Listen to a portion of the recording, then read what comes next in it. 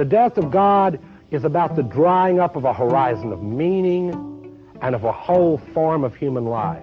Where do we stand in the illusion it makes? What kind of space are we invited into? The material relations between people become social relations between things.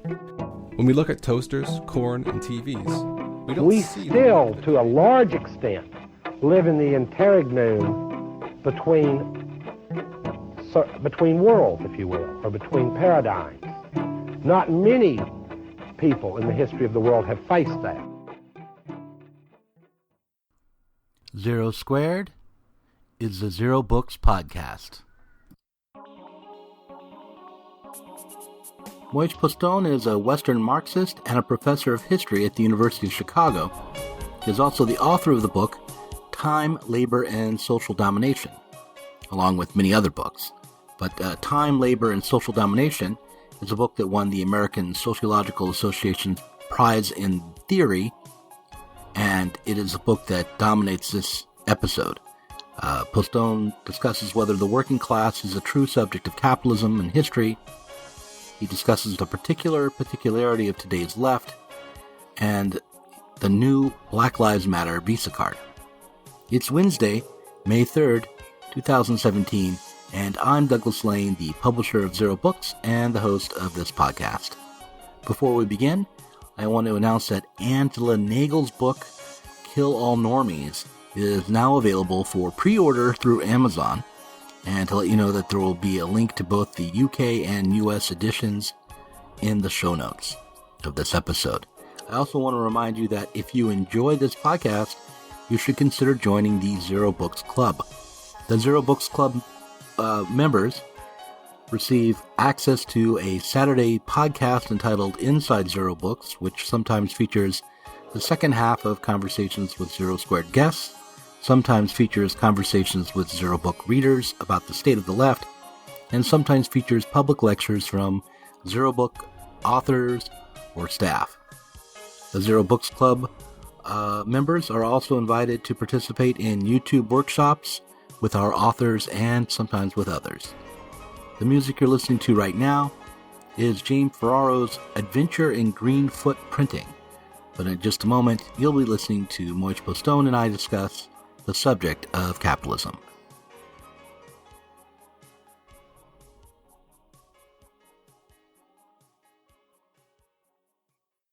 Moishe Postone is a professor of history at the University of Chicago. He is also a heterodox Marxist of some import and the author of Time, Labor, and Social Domination, a reinterpretation of Marx's Capital, along with other books and essays such as Catastrophe and Meaning, Critique, State and Economy, and others. Moishe Postone, welcome to the Zero Books podcast. Thank you, Doug. I was really glad that you agreed to talk to me. Lately, I have rediscovered you. It's not as though I didn't know of your work before, but I have been reintroduced to your work by the algorithm at YouTube. And I've been watching some of your lectures.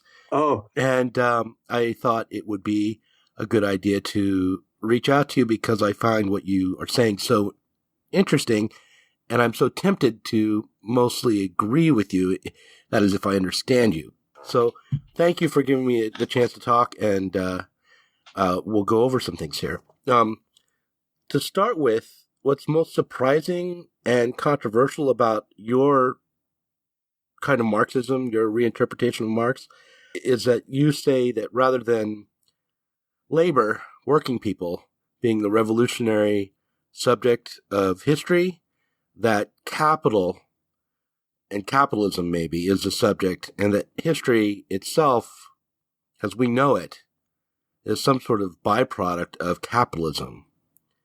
I think I'm kind of jumping to the end of your ideas here, but am I getting that right? Oh, well, I wouldn't use the word byproduct. Yeah. But yes, I mean, I can try to elaborate. Yeah, that. please do. Well, I think that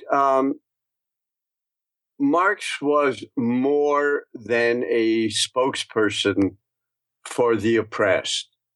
I think Marx is the most significant social theorist of modernity, and the way he tried to understand modernity was as capital. And in a sense, when I, picking up on Marx, argued that the subject in Hegel's sense of the driver of history that unfolds, he uses that language in speaking of the category of capital. And so the question is, what does he mean by that? And I think that one of the many things he's trying to elaborate is the question of why does the modern period, modern history, modernity, capitalism, have a sort of a dynamism that no other form of human social life has had. To say that it has dynamism does not necessarily mean that that is a good thing. It's descriptive. And the category of capital, with Marx's emphasis on time, is, among many other things, an attempt to explain why capitalist modernity not only has a dynamic, but is accelerating. And I think that a focus only on issues of exploitation, which of course is also central to Marx, but an exclusive focus on questions of exploitation and property doesn't get you at this fundamental feature of modern social life. The dynamism, let's start there. Now, what you're talking about is technological innovation, primarily? Well, it can't be reduced. Yes, it's technological innovation, but it is the increased use of technological and ongoing use of technology in production. It's not, let's say, in the past, you've had technological changes, but you would have a change, and then you would have a new form that remained fairly stable for a long period of time. Here you have ongoing technological change, which means ongoing social change, which also means ongoing geographical change. Having read Capital, my thought here is that what drives this dynamic is the need for individual capitalists to innovate their productive processes in order to compete and outproduce and produce more profits than other capitalists in their field. So you have this constant drive to innovate production. And that exploitation and Marx's value theory is really the explanation for that dynamic. I mean, and you would agree with that, right? Yes. You know, the book, Capital, the subtitle is A Critique of Political Economy. And it doesn't mean only a critique of the economic order of capitalist modernity, but also it's a critique of theories of political economy, and I would suggest of Hegelian understandings of history. And by critique, what Marx does is not simply say that people like Adam Smith and David Ricardo or Hegel are wrong, but rather to try to explain what is it about capitalist modernity that allowed them to think the way they did. And in a sense, Marx's notion of capital as this social form which is incredibly dynamic and unfolds over time and imparts a logic to history is the social basis for Hegel's notion of the subject, which means a logic of history that unfolds. Hegel, like Adam Smith, now I'm sort of channeling Marx as I understand him, took what is specific to modernity and understood it transhistorically as a feature of, in Smith's sense, human social life in general, to truck, barter, and exchange, or Hegel, the notion of a sweep of all of human history. And in a way, Marx is saying there hasn't been that kind of sweep, but there is once you have capitalism. Okay. Does that help? Yeah, it does make sense. I've also read Hegel's Phenomenology of Spirit, which I understand some Marxists would say that's the wrong Hegel to read, like I should be reading the Logic. But my understanding of Hegel is that he is, being a philosopher, he starts with some very core problems from modern philosophy, namely the subject-object split, or the subject-object dualism, or the problem of perception. Yes. And it's based on that philosophical problem that he develops a theory of history, and that's transhistorical. That subject-object dualism is transhistorical. Does Marx reject that starting point that Hegel starts with in the Phenomenology? No, I think Marx's way of dealing with it is slightly different. In the Grundrisse, one of Marx's preparatory manuscripts for Capital, he refers to the categories that he uses, categories with names like commodity and capital, as forms of being in the world, of determinations of the mode of existence.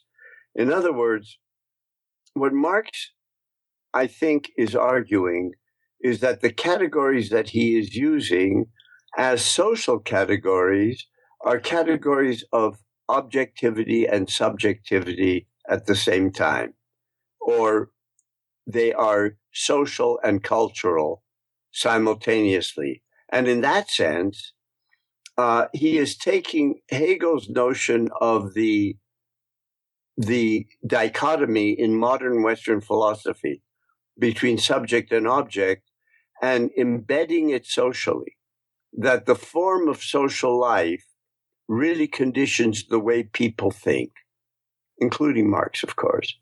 That's the first leg, as it were. The second leg is that Hegel's solution of a ongoing historical dynamic, which is there in the Phenomenology, that this, what Hegel grabbed hold of, Marx says, is actually the movement of capital. And that in a way, older materialism couldn't grasp that. Hegel's idealism did, without realizing that it actually was social. So I think what Marx is doing is he's taking someone like Hegel, like he took someone like Adam Smith, and embedding them in his social categories of commodity and capital. So I find myself resisting a little bit of that, but I want to move on. I'd be curious to know, but I'll tell you why. I think that I had this kind of, I do feel just in my everyday life that the difference between my own subjectivity and whatever it is out there in the world that's real is a universal problem, that any perceiving being would have the problem that I experience, that without knowing it, my cat has the same problem, and that is transhistorical. But that doesn't mean that everybody has to realize that problem all the time, or that we've thought about the problem the same way forever. But I do feel like that insight into like the problem of perception is a transhistorical problem, that it starts the moment you are self-aware. Or, I kind of believe Hegel's story at the beginning of Phenomenology, where you start with sense certainty and immediately that falls apart. So this is maybe I'm being anti-Marxist here, but I don't want to. No, you'll notice. If I could interject, yeah. You'll notice I use the metaphor of two legs. The first is that both your subjectivity and the objectivity that you perceive are socially conditioned. Yeah. That statement is transhistorical. But the dynamism, which is the second leg, is historically specific. Okay, right. All right. So we agree then. But you're the employees. You're the people who actually run this store. You can't let him do this to you. I mean, without you, he's nothing. He must be stopped. I don't know. Maybe Craig's not so bad. He did give me the Employee of the Month award after I cleaned his aquarium. Employee of the Month awards are the opiate of the masses. You people can't let fear run your lives. Are you going to act or suffer under Craig forever? The madness ends now.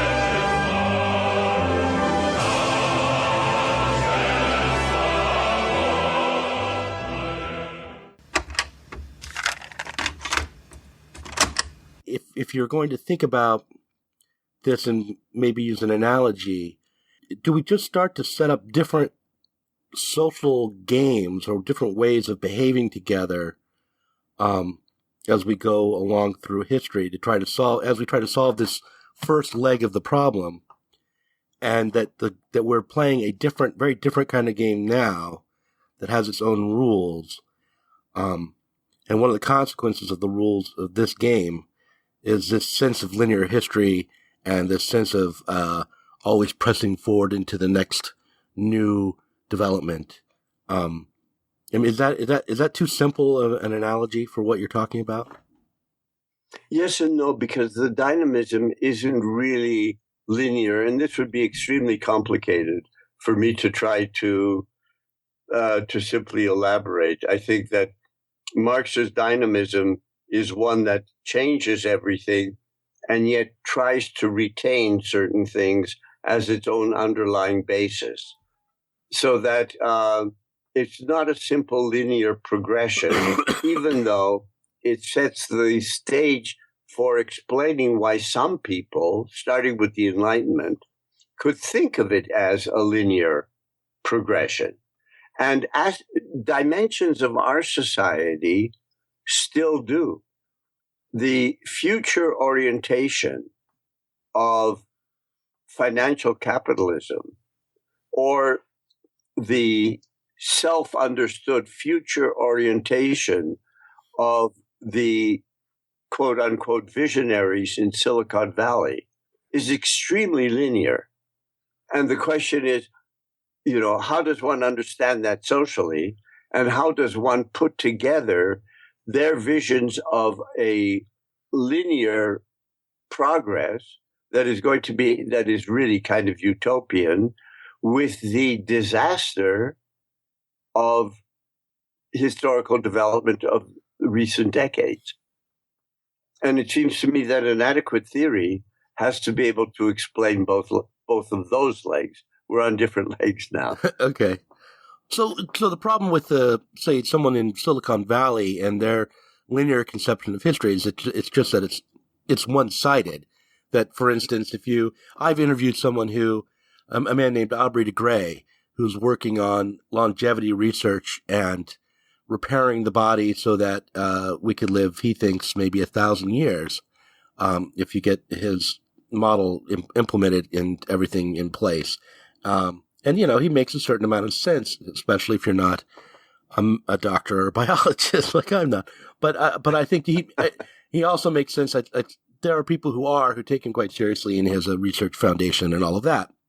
But the difficulty with his vision is that he imagines that once we have more time, basically, individuals have more time, we'll have more energy and resources in order to implement other solutions in other realms, and that technological solutions, like the ones he's suggesting to overcome aging, will just present themselves for all these other difficulties as well. What he's not taking into account is the kinds of social changes that will come along with something like eliminating aging that may undermine our ability to think clearly or to develop other technologies and so on. The way I see a lot of the suggestions that come out of Silicon Valley is they sort of zero in, it's cherry picking.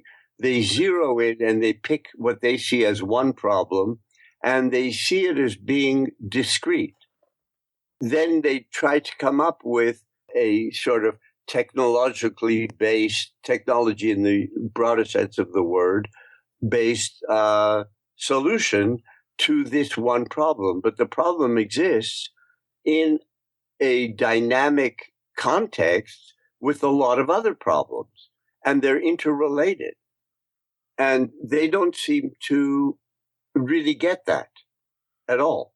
So in the case of aging, that problem is mixed with an economy that requires a certain sector of the population to get sick at a certain time in order to allocate resources to deal with that problem. In other words, our society is structured to work with what we have, and when you make a change, it will have a ripple effect throughout, say, the economy and certainly through our social life. What you don't want, or at least I wouldn't, is that you have a segment, probably a smallish segment of the population, that have access to his technological breakthrough and live forever.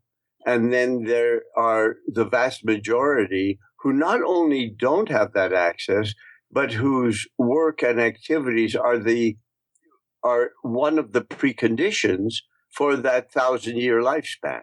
Right. That's the real problem. It's not so much a problem of redistribution.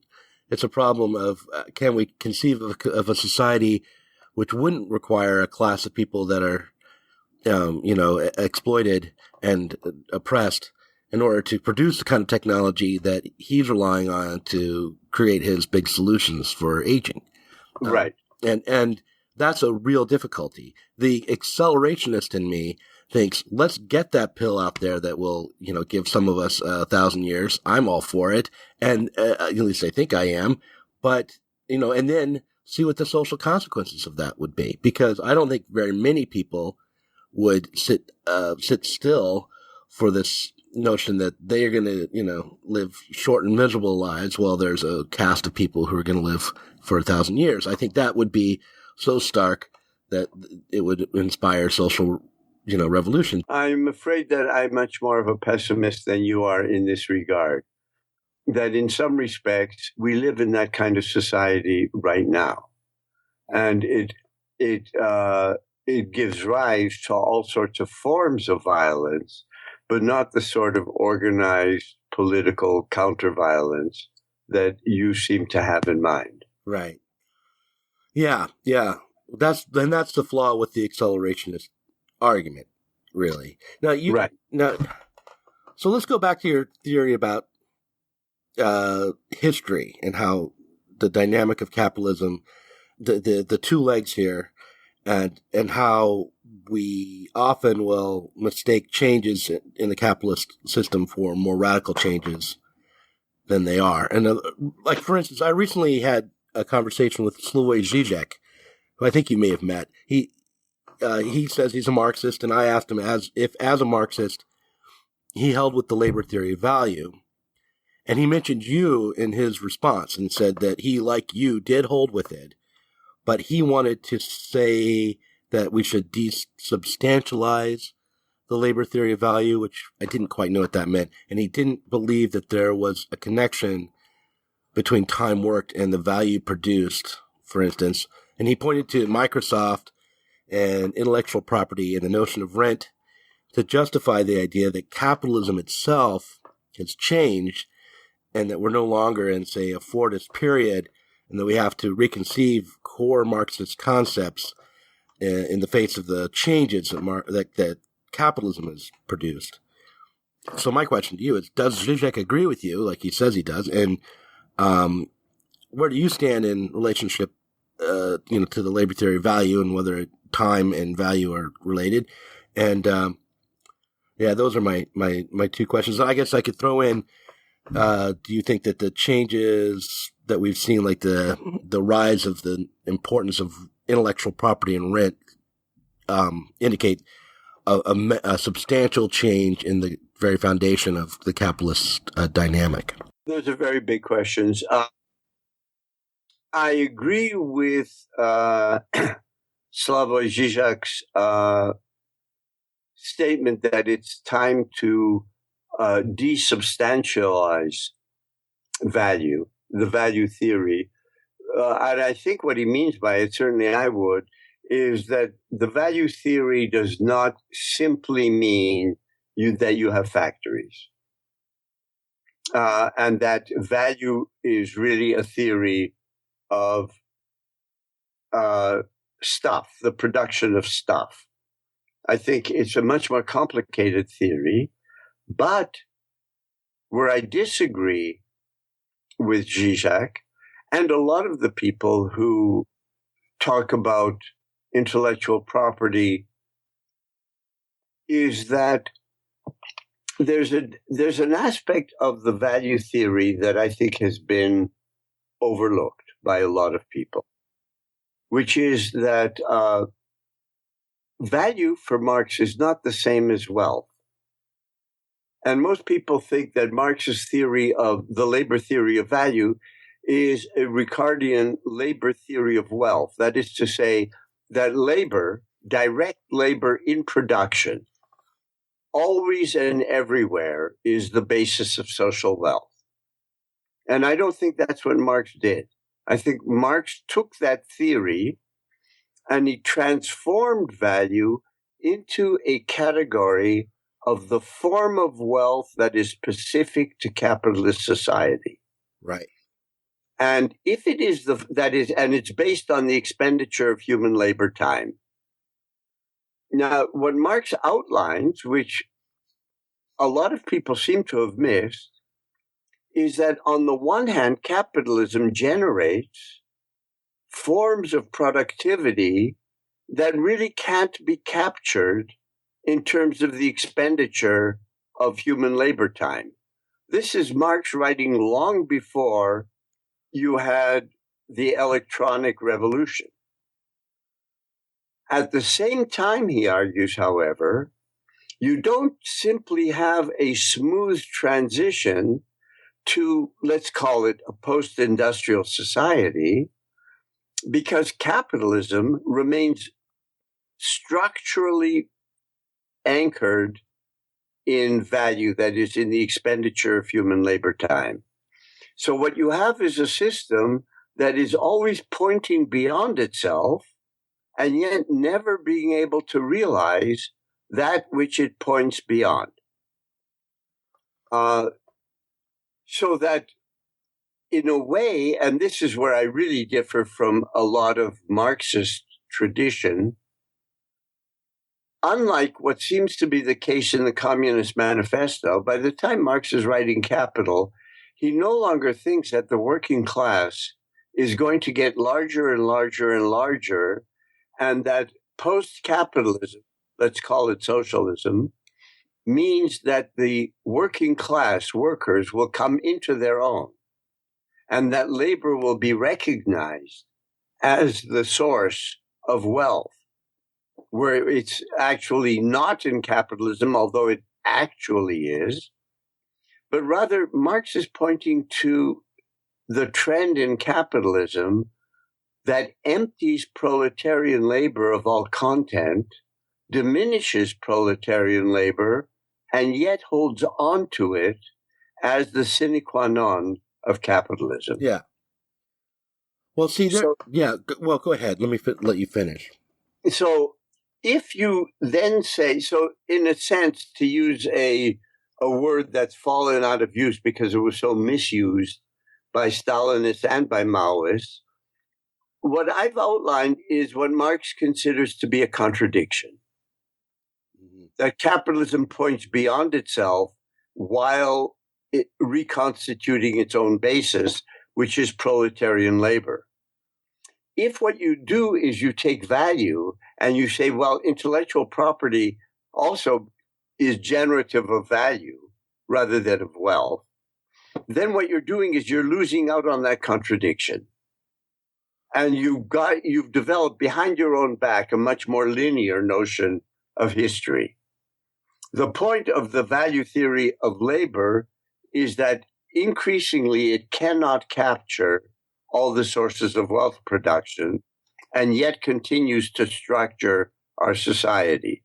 Does that make sense? Yes. And what I told Zizek was that, if you read Marx's Capital, he already has a theory that incorporates rent, and that you don't need to go beyond his theory to fix a problem that isn't there. It's not that Marx is always right, but if your objection is that he doesn't cover rent, he does, and rent is where you can be very profitable.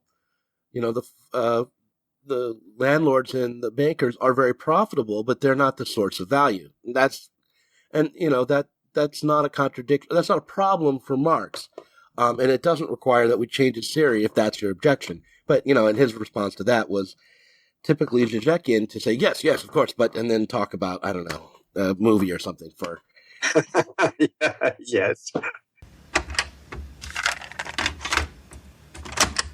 It is an authentic complication, and I try to answer this complication with these limits of market logic that we witness today. For example, let me just jump in real quick, Sylvia, because I'm sorry. Yeah, that's okay. Yes. So the reason I brought up the labor theory of value is because if you hold with that, and you're a vulgar Marxist like I tend to be, then you're going to think that Keynesian spending isn't going to produce a situation of stability, that it will lead to, perhaps could even lead to crisis in this moment where we have a decline in profitability. So, I believe in the tendency of the rate of profit to fall. I believe in the labor theory of value. I'm a good Christian boy. I'm a big fan of Slavoj Žižek, but it was a little frustrating to not be able to get him to engage that. But I think the same thing is true of his writings. I think that there are wonderful insights that then aren't developed. It said there's a skip to something else. Do you think that's because he runs up against a problem that he doesn't know, that he can't solve or even start to conceive, and then he skips to something else? Or is it just, I honestly don't know why. I really don't. To come up with, I could describe it, but I don't think I can explain it. I think it's his strength and his weakness at the same time. I think that the fact that I would agree with that. So in any case, let's go back to Marx instead of Zizek, which I strangely find him endlessly fascinating, Zizek, but in a way that probably is not helpful. So back to this problem of labor as developing as the new subject of history. Here's the difficulty. When you say that capital is currently the subject of history and not labor, you have moved us. First of all, the kind of the emotional reaction is that you seem to be abandoning some of the ideas that have brought people to the left, the egalitarian principles that brought them there, the concern about the oppressed and the exploited. I don't think you really are abandoning those things, but you're maybe not making them central to your understanding of at least the subject of capitalism. But the other problem is that if you try to think up a way to overcome capitalism as a subject, you, I think, are naturally led to be kind of vanguardist given this conception, because there's no necessary reason to try to get everyone who's oppressed involved if they're not the revolutionary subject of history. You might as well try it on your own, since you've got at least the beginnings of an understanding. And that is very off-putting to people who have seen vanguardist groups and, remember the 20th century. I think that the notion of the working class as the force, whether one calls it revolutionary subject or not, as the rising force that will continue to expand and gain in strength, and that the task is to work alongside that rising force to try to counteract tendencies to split it or to mislead workers. I think that that's a losing proposition today. I think it's been a losing proposition since the late 60s, and when there were the beginnings of what we now experience as massive historical changes, that have left much of the left without orientation. I think that historically, both the communists and the social democrats began, and now I think today totally, have lost plausibility. I think that people sense this, and it's not only because of the really anti-democratic and oppressive nature of what had been called actually existing socialism, or the great number of exclusions that actually existed in the high point of capitalism, what we sometimes call Fordism. I think that the left has lost a vision of the future. I think that the old vision no longer holds. And partially as a response to that, there have been a tremendous number of spin-offs on the part of people who know something is wrong, a great deal is wrong, and there no longer is a larger discursive frame to try to make sense of what has gone wrong. And I see identity politics as being part of this phenomenon, with the, I think, illusion that if different groups are identitarian, it will add up to a majority. But even if that's true, which it wouldn't be, even if that were the case, that doesn't give you a vision of a future society. And what I am proposing is avant-gardist in a very specific sense, not in an organizing sense, but in the sense that I think it behooves people who regard themselves as, let's say, progressive intellectuals to begin to try to think of or rethink what a post-capitalist society would look like. Because the issue of whether something is reformist or revolutionary depends not on the degree of violence or militancy, but whether it moves in the direction of a post-capitalist society or not. And if we don't have a vision of post-capitalism, because to be honest, the sort of implicit vision, well, full employment for everybody and a more equitable mode of distribution is not going to work. That's been dead for 40 years. And I think it's a major historical challenge that has been sidestepped, avoided, or just dropped by much of the left. Yeah, I mean, that has never been the Marxist vision of a socialist future in any case. I mean, the idea that we could, just have full employment and proper distribution. He's always been saying, Marxists have always said, the workers have to seize the means of production and change the fundamental structure of our social life, the way we produce and reproduce our life. Yeah, but see, most Marxists say that, but what they really mean is that you have the same mode of production under collective ownership. Then one can argue whether that collective ownership is best expressed through, a centralized state or through workers' councils, which, after all, are fundamentally different. But that is essentially a political difference about how to administer what is a commonly shared vision of the mode of production developed under capitalism that is distributed and administered in a very different way. And I'm saying that we have to get away from that because I think it's a critique of the mode of production itself. Well, do you often get charged with trying to create a blueprint for the future? No, on the contrary. That's good. I'm charged with not having enough of a blueprint. Well, because you're calling for a blueprint, it seems like to me, not rather than having one. It's like, and I find that like I'm a science fiction writer, so I can come up with scenarios that are fantastical as to what the future might be like. But when I'm done writing, I find that all I've done is taken some aspect of what is here now and made it dominant. Like I'm writing a book about what if video games replace capitalist production. It's a crazy, dumb notion, but I'm enjoying writing it.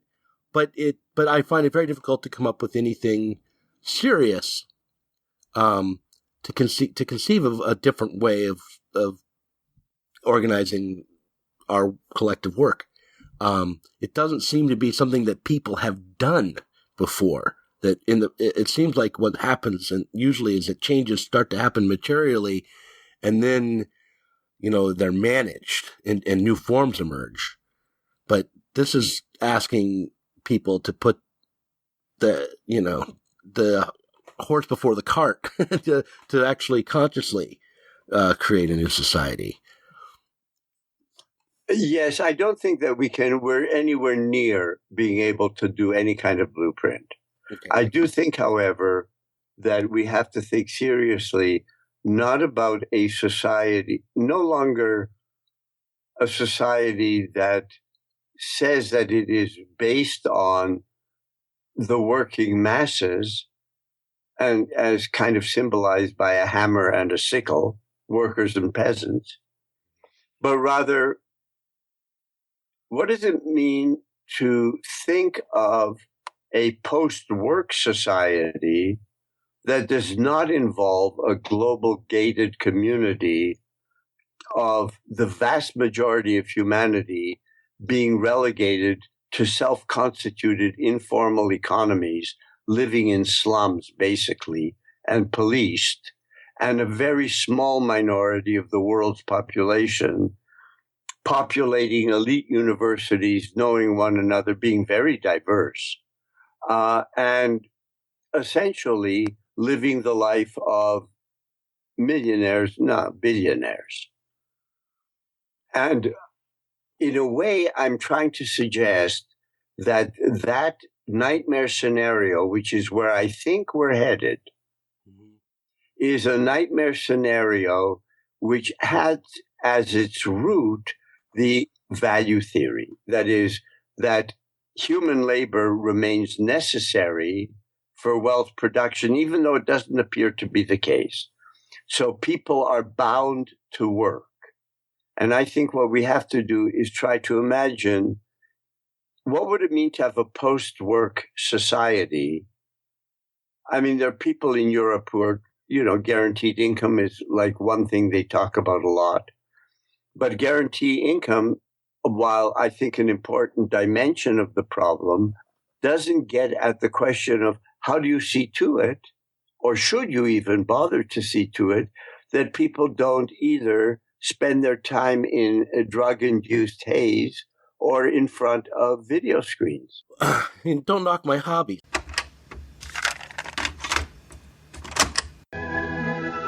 Здесь эта ужасающая скорость незаметна. Нет ни воздуха, который свистел бы в ушах, ни толчков, ни проносящихся мимо встречных предметов. Внешняя часть станции вращается, чтобы за счет центробежной силы создать ощущение тяжести и улучшить самочувствие людей. Познакомимся со станцией поближе. Imagine, if you can, a small room, hexagonal in shape, like the cell of a bee. It is lighted neither by window nor by lamp, yet it is filled with a soft radiance. There are no apertures for ventilation, yet the air is fresh. There are no musical instruments. And yet, at the moment that my meditation opens, this room is throbbing with melodious sounds. An armchair is in the center. By its side a reading desk. That is all the furniture. And in the armchair there sits a swaddled lump of flesh. A woman, about 5 feet high, with a face as white as a fungus. It is to her that the little room belongs. An electric bell rang. The woman touched a switch, and the music was silent. "I suppose I must see who it is," she thought, and set her chair in motion. The chair, like the music, was worked by machinery, and it rolled her to the other side of the room where the bell still rang importunately. "Who is it?" she called. Her voice was irritable, for she had been interrupted often since the music began. She knew several thousand people. In certain directions human intercourse had advanced enormously. But when she listened into the receiver, her white face wrinkled into smiles, and she said, "Unfortunately, no one can be told what the Matrix is. You have to see it for yourself."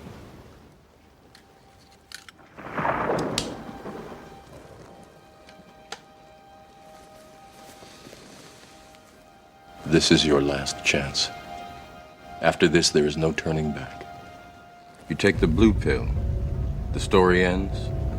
You wake up in your bed and believe whatever you want to believe. You take the red pill, you stay in Wonderland, and I show you how deep the rabbit hole goes.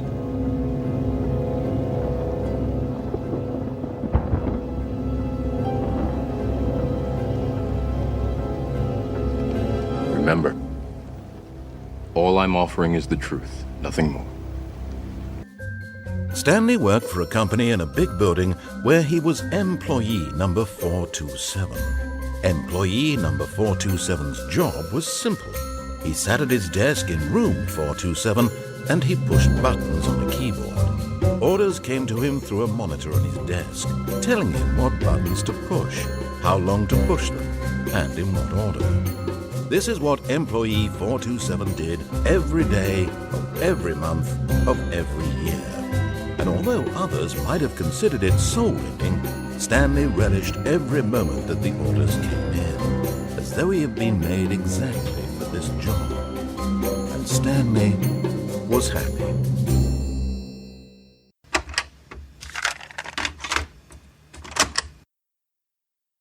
It seems on the one hand you're saying we're nowhere near where we need to be in order to create a blueprint. But on the other hand, you're saying without being able to imagine a world where we aren't creating, where work isn't necessary, even though it doesn't seem to be, where that exploitation isn't necessary, a post-work world, without being able to conceive of that, we won't be able to even develop a left project, let alone actually achieve that aim, which I think should be the common aim now. But it seems to me that we need some sort of blueprint, even if it's one that has to be radically revised as we go along. We have to have a way of thinking about this post-work future, and it can't be, like you point out, something like the basic income, because that kind of solution, the state won't be able to pay for everyone's basic income unless they're collecting taxes from corporations and workers who are set up in that same system. That there's nowhere for that income to come from except from capitalist exploitation. So that's not a solution. That's just another modification to what we already have. So, I mean, I can start to I can say no to things, but it's hard for me to say yes to things. But I think that we need to start saying yes to some ideas. I don't disagree with that. It just seems to me that, first of all, I think no has become extremely important. I think the left, in the larger sense of the word, has gone down a series of rabbit holes. I think anti-imperialism is one, that are rabbit holes and are based on a romantic notion that if the oppressed, in this case the imperialized, rise up, they will be in control of their own fate, and that will be a spark that will then ignite the metropolitan areas as well. It never works. Right. It's one thing to be against imperialist oppression. It's another thing to see imperialist oppression as the be all and end all of what's wrong with the world. Right. It's the same thing with anti-racist politics in general, which is I agree. Which, you know, and it doesn't make you very popular to say it, but it's like, of course, you have to be against the way the police behave towards black people in America. That is something that we should fight against. But changing cops' attitudes, or even every white person's attitudes about race in America, would not overcome even that problem, let alone, you know, the vast slew of other problems that all sorts of people, black and white, face every day as, you know, not rich people in America. So, you know, we have to go beyond just reacting to the various ugly symptoms of a system that's driven with this central contradiction. And here's the thing. The best that I've been able to discover on the left are people like yourself who can say that. But when someone like Trump gets elected, that's all they can say, and that isn't enough to create a politics around. It seems to me. Yes and no, because one of the many problems with identity politics is that it really assumes that the structure of society is a function of people's attitudes. Right. And that, and then it takes those attitudes and reifies it as a system. So racism as a system, sexism as a system. It's one thing to say that it's an extremely pervasive mode of viewing the world and of reacting to the world. It's another thing to say that it grounds itself as a system. It's interesting that you mentioned like the police, because I was just reading a book review, actually from last week's New York Times book section, about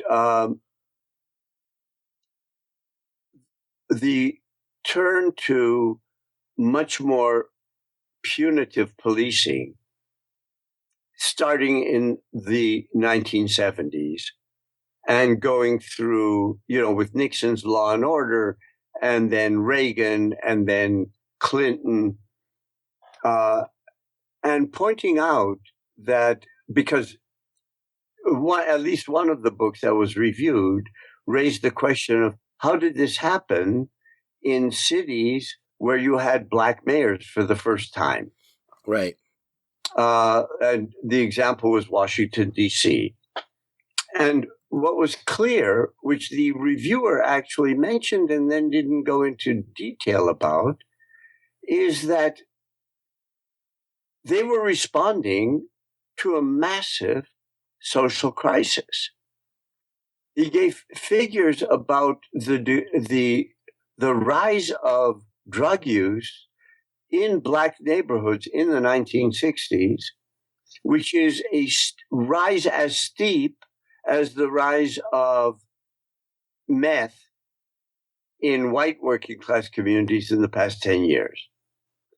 So the real question is that can't be solved on an attitudinal level. One has to find out what kind of social crisis is being expressed in the rise of drug use, which frequently then goes hand in hand with the rise of crime, which frequently goes in hand with the notion of policing, that you have to sort of arrest people right away, like for, you know, a crack in their windshield, because that will sort of stop the problem at its source. Right. So it's a much larger set of issues.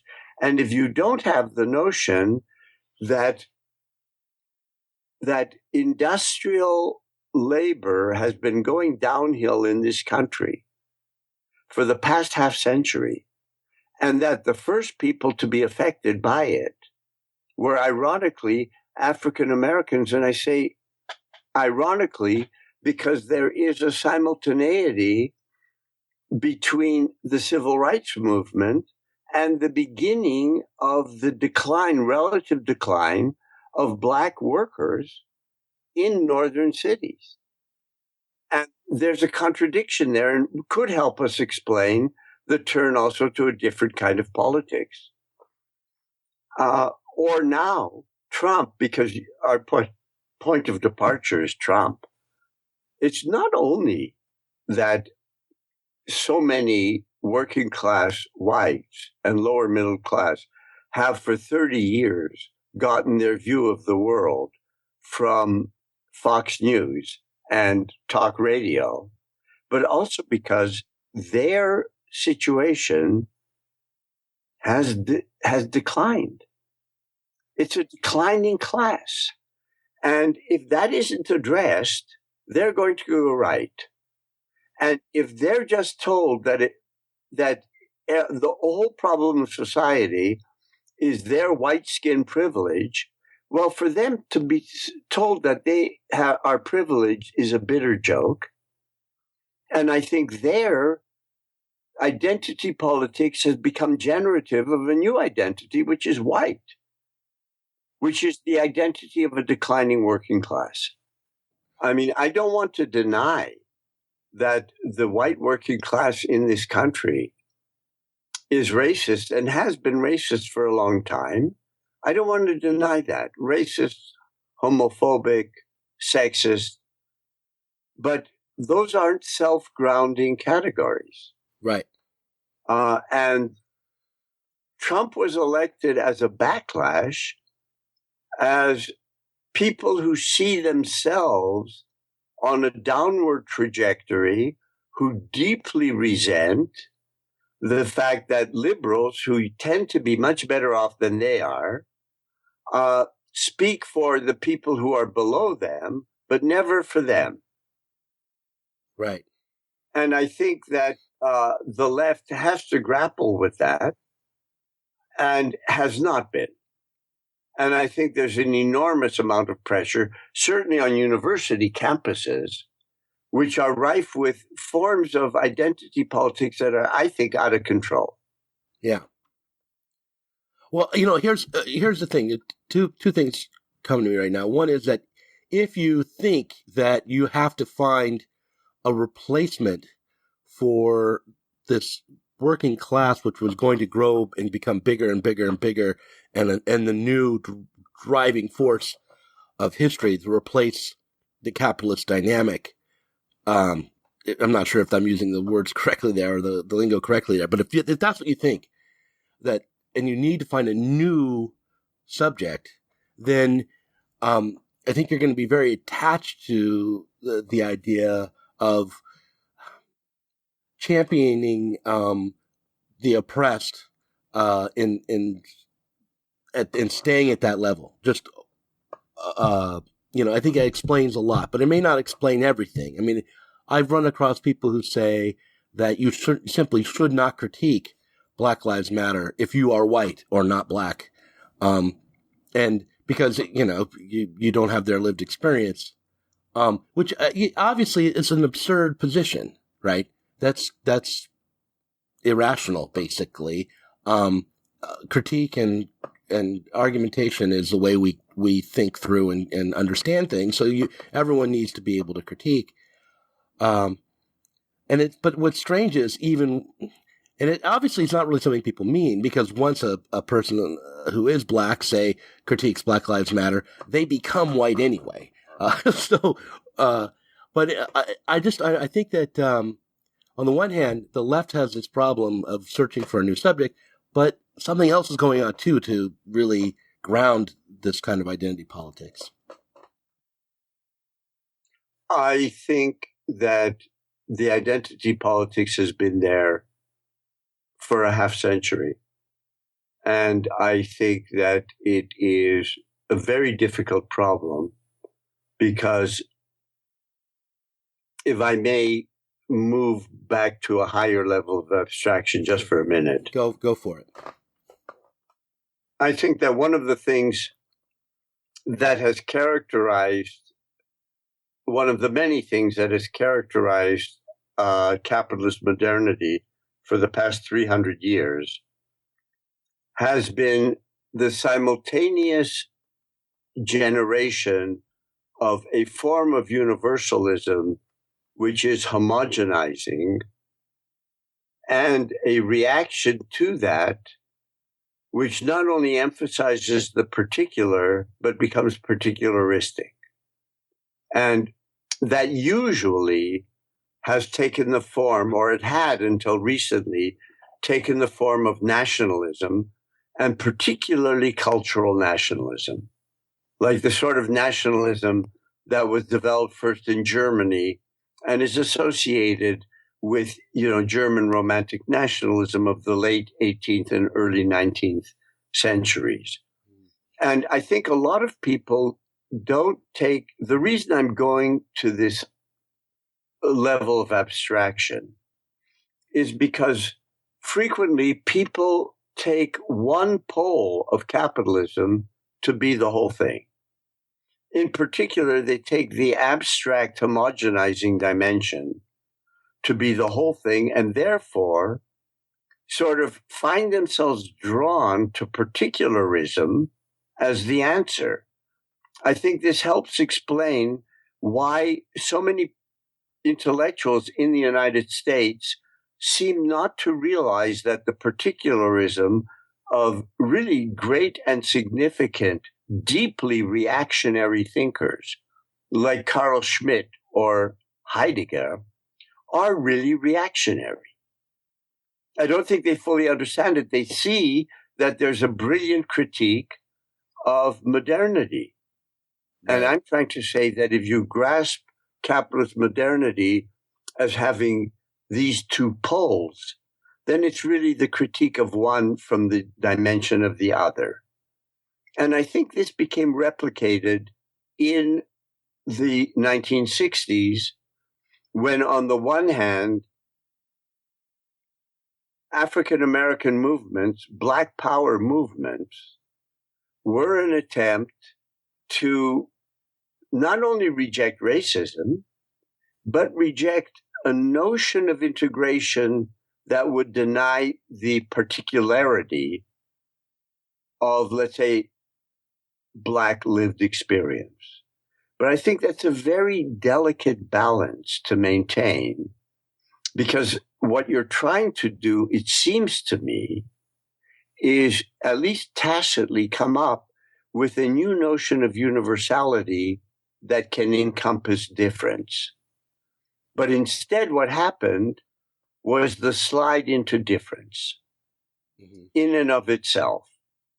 And therefore, you cannot speak about Black Lives Matter because your intellect makes no difference. You're not Black. I think this is deeply reactionary. Oh, I agree. But I think it's not only because it was aimed at me. I mean, I think I didn't like being told that myself, but I don't think it's just not a very. It's just not. I don't think the person who was making that claim would have made it if they had understood it as being as reactionary as it was. It was really. But that's true. I think this is true of a lot of people. And what appears to be radical is radical, quote unquote, but it's basically right-wing radical. And people don't really understand that. And but it's important to maintain that position in the hope that maybe people will learn to talk to people about it. But I find it very difficult. I don't think it's accidental. This is a side point. Black Lives Matter now has their own credit card. Well, have you seen that? No. It's true. Black Lives Matter is split into. This is not a Saturday Night Live jibe on my part. Okay. Well, what organization actually is putting that out? It's Black Lives Matter. Okay. And they have their own. And I'm not sure whether it's Master or MasterCard or Visa. And a proportion will go to Black businesses. It's a movement of the Black small bourgeoisie. Right. That part of it is. I mean, it started and still continues to be in some places, often enough, a spontaneous resistance to real oppression on the ground. Absolutely, absolutely. But that real oppression, let's say Ferguson, that real oppression has structural roots. In Ferguson's case, it has to do with municipalities being so broke that their only source of revenue is police shaking down blacks. Basically, that's what it is. It's a shakedown, a state sanctioned shakedown scheme for revenues, which of course has to be rejected. But behind that is the question, why are the municipalities so broke? No, I think that's worth investigating, but I think there's a larger question of the way things are financed in the United States with the structure of American federalism, which may have been one thing when the originalists were original, but means something completely different now. So it's a political problem and not a... Well, it is the political framework has itself helped generate has exacerbated socioeconomic problems. Well, listen, I should have you on again sometime if you're open to that, because I feel like we just scratched the surface in this conversation, but it's been an hour and I don't want to hold you all day. But is there anything I didn't ask you about or that you'd like to say before we close out the conversation? Not that I can think of offhand, not because I think we've exhausted everything. We're far from it. Yeah. But I don't see one keystone sentence that would now, put the entire thing into place.